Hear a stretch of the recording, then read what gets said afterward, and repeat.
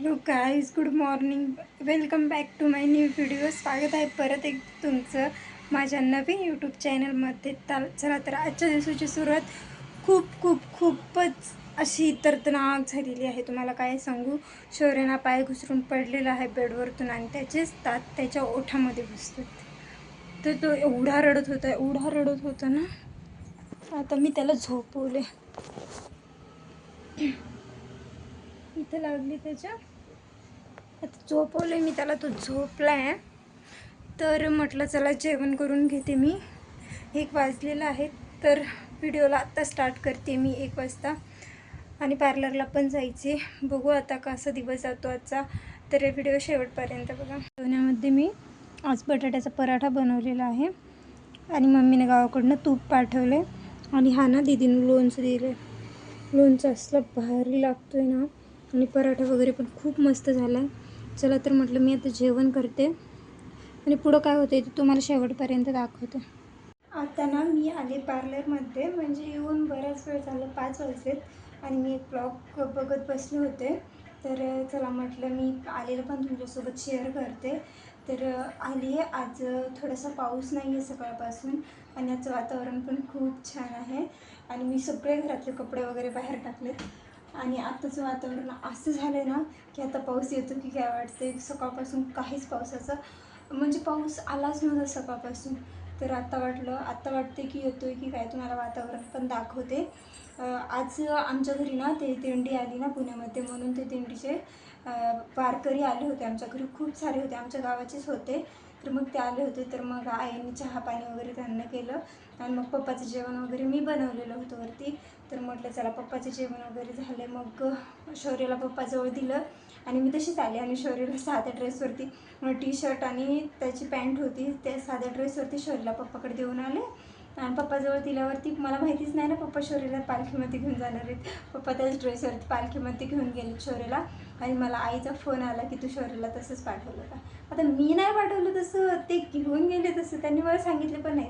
नाहीतर त्यांचं जेवण होईपर्यंत मी चेंज केलं असतं शौर्याला. किती वेळ लागला असता, असं पण एखादी नवीन ड्रेस घातला असता. पण बरं झालं मी चावी पण घरी ठेवून आले. ताईला सांगितलं आहे की चावी ठेवली घरी, तुम्ही जाऊन हे करा म्हणून. लॉक ओपन करा, वरची रूम ओपन करा आणि त्याच्या कबडमध्ये खालून 2 नंबरच्या कप्प्यामध्ये त्याचा ड्रेस आहे, नवीन ड्रेस तुम्हाला जो घालायचा तो घाला. त्यांचं म्हणणं होतं की मी घेतलेली धोती घालते. म्हणून हा ठीक आहे चालेल म्हणलं. तर शौर्य झोपलेला होता अगोदर, पण नंतर उठला.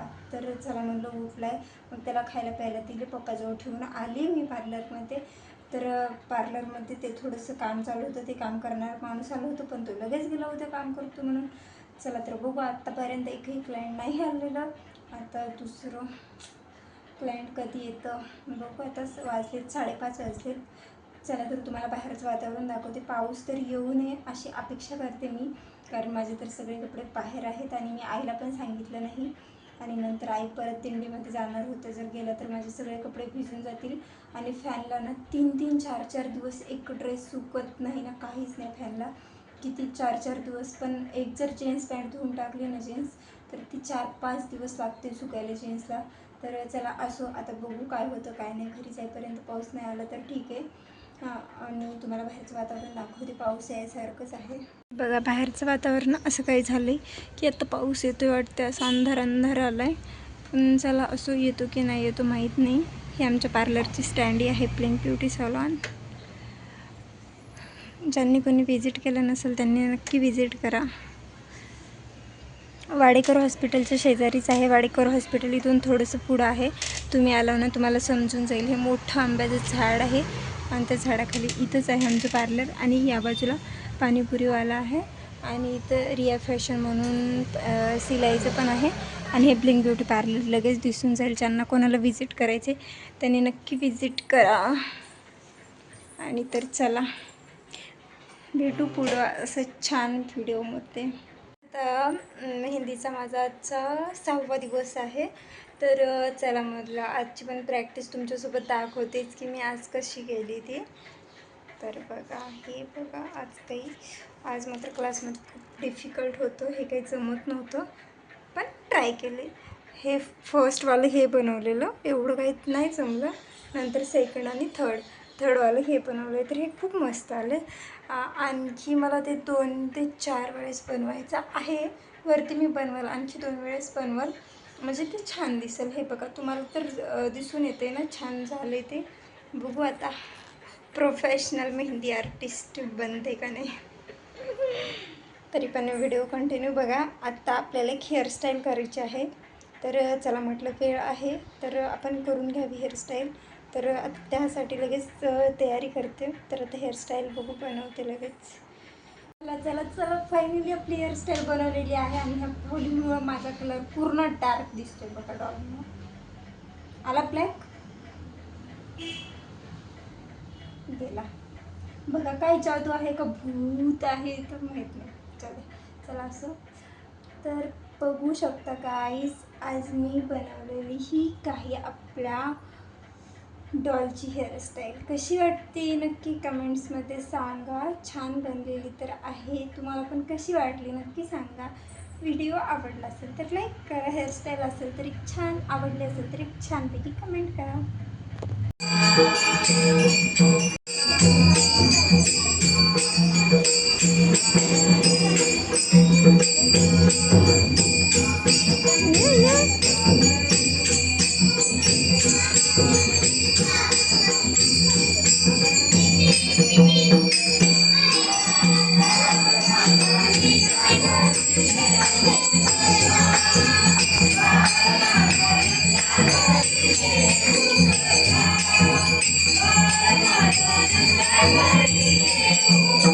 तरी वारकरी झालाय. इकडे बघा हाय कर वाव बापरे.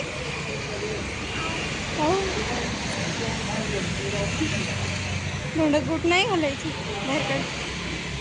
Bye bye bye bye. तर आपल्या व्हिडिओचा मी इथेच शेवट करते.